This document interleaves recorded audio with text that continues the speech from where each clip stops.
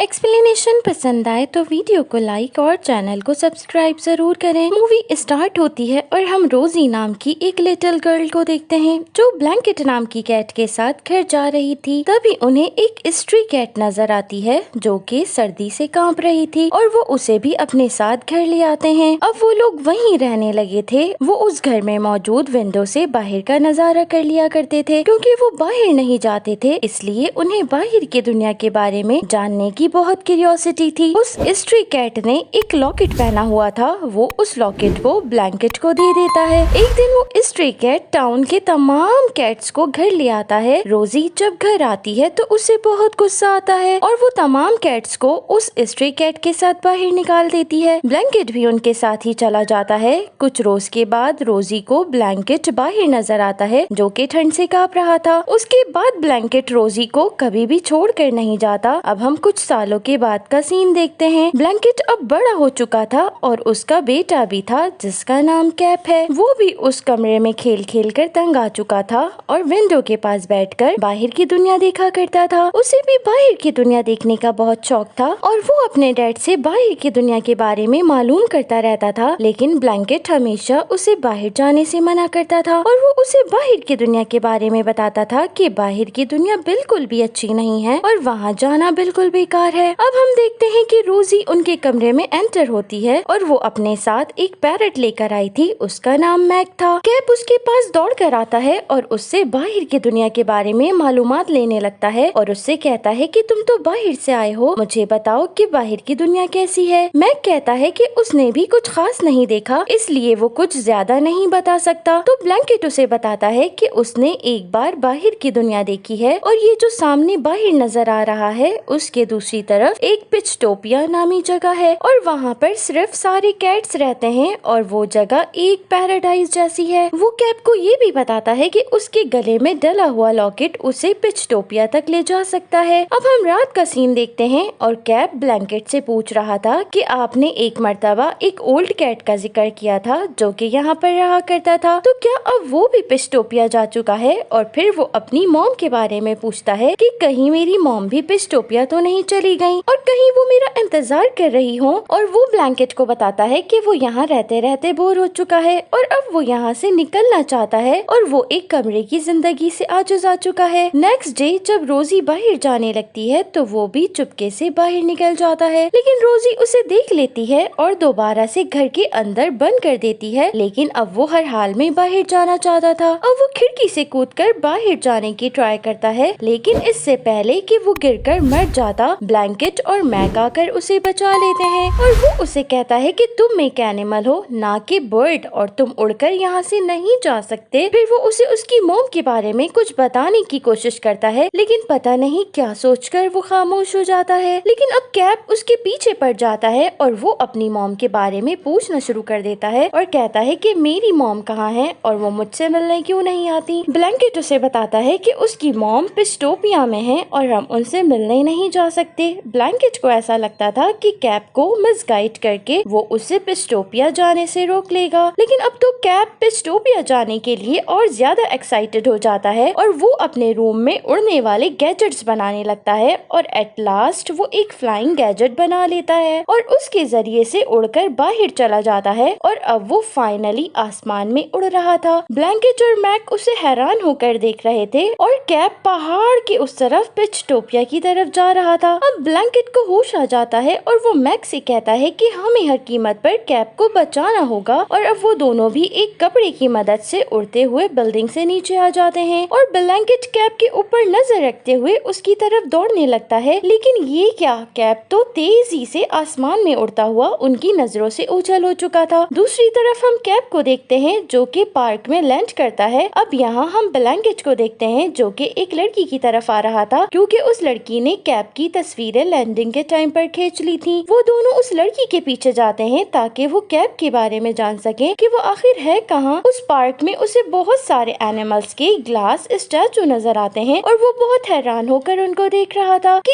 एक मंकी उसे पकड़कर थोड़ी दूर ले जाता है और वो कैप से इन्वेस्टिगेशन करने लगता है कि आखिर तुम यहाँ पहुँचे कैसे, क्योंकि यहाँ पर बहुत खतरा है। अभी वो बात कर ही रहे थे कि वहाँ पर कुछ रकून्स आ जाते हैं और वो उन्हें घेर लेते हैं। वो मंकी उन रकून से कहता है कि ये बेबी किटन गलती से यहाँ पर आ चुका है। फिर वो दोनों वहाँ से भागने लगते हैं, लेकिन जल्द ही वो रकून मंकी को पकड़ लेते हैं। लेकिन कैप वहाँ से भाग निकलने में कामयाब हो जाता है, क्योंकि वहाँ पर सीसीटीवी कैमरास लगे हुए थे। इसलिए उस पार्क का ऑनर अपने कैमरे में कैप को देख लेता है और वो उसके गले में मौजूद लॉकेट को देखकर हैरान हो जाता है। शायद वो एक बहुत ही इम्पोर्टेंट लॉकेट था। दूसरी तरफ हम देखते हैं कि वो रकून अभी भी कैप को ढूंढ रहे थे। तभी कैप को एक और ओल्ड कैट नजर आता है जो उसे अपने साथ भगाता हुआ ले जाता है और वो लोग रकून से दूर चले जाते हैं। ग्लास फैक्ट्री का मालिक अपने वर्कर्स को ऑर्डर देता है कि उसे हर कीमत पर वो छोटा सा किटन चाहिए, क्योंकि वो लॉकेट उसके स्टैचू बनाने का इंस्पिरेशन था। दूसरी तरफ हम ब्लैंकेट को देखते हैं जो कि मैक के साथ उस लड़की तक पहुंच जाता है और उस लड़की के टैब में कैप की पिक्चर्स थी।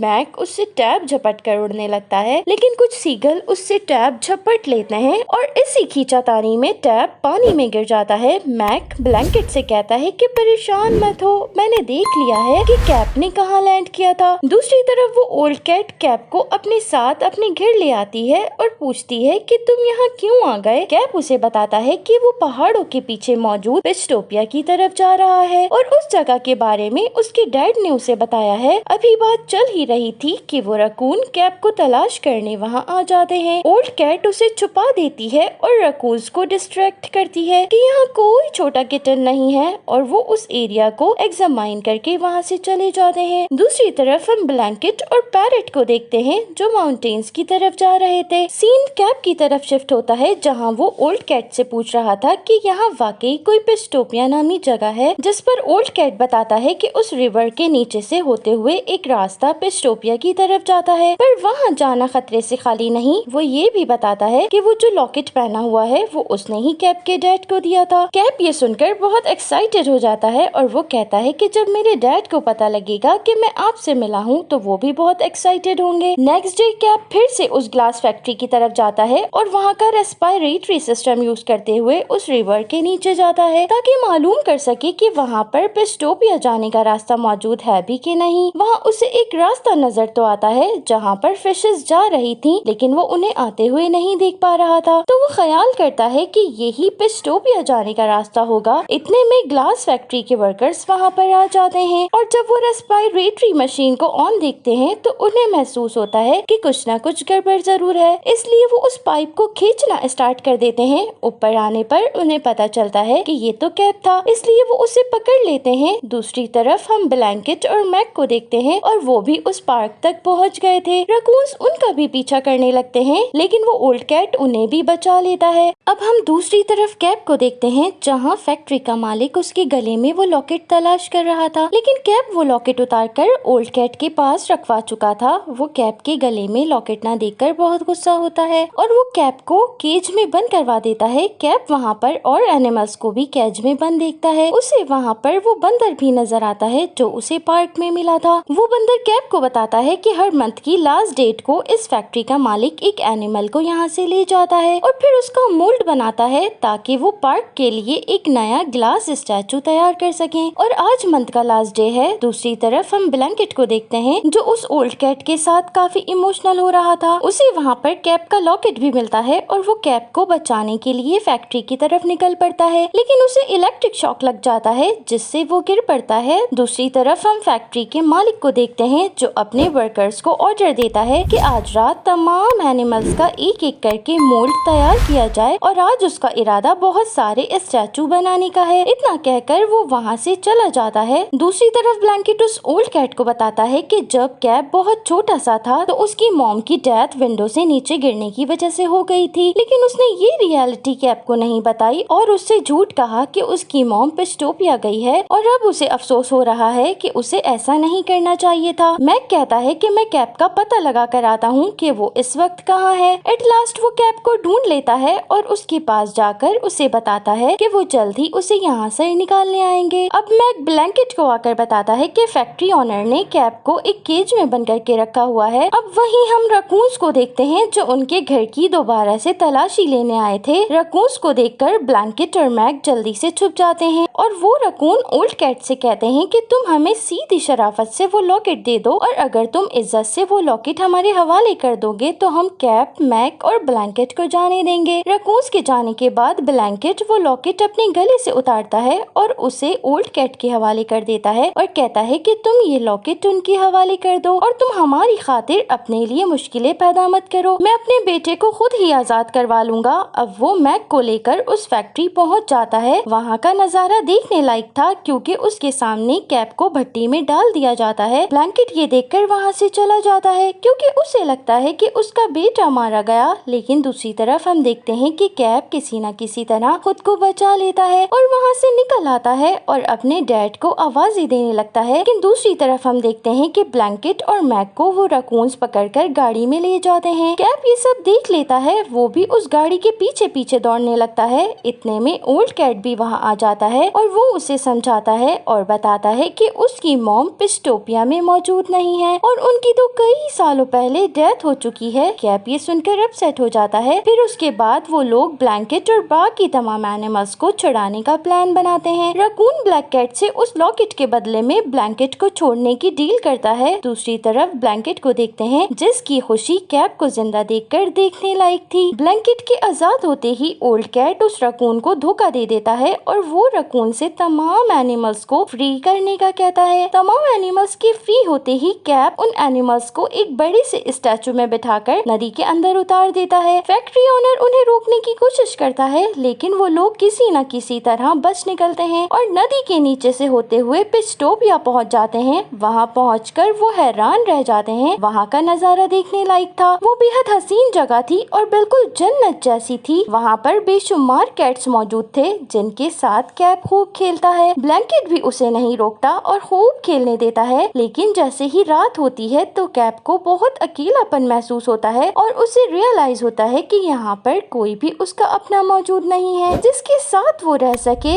नेक्स्ट डे ब्लैंकेट उसे बताता है कि अब वो अपने घर जा रहा है और वही उसका असली घर है। वो कैप को बाकी दुनिया एक्सप्लोर करने की परमिशन देकर खुद वहाँ से चला जाता है। ओल्ड कैट और रकून वहीं रहने का डिसाइड करते हैं और इसी के साथ ये ब्यूटीफुल मूवी एंड हो जाती है। सो फ्रेंड्स, ये थी आज की एक्सप्लेनेशन। आई होप कि आपको पसंद आई होगी। अगर आपको मेरी एक्सप्लेनेशंस पसंद आ रही हैं तो मेरी वीडियो को लाइक और चैनल को सब्सक्राइब जरूर करें और एटलीस्ट 1K लाइक तक मेरी वीडियो को लाइक करें। Thanks for watching.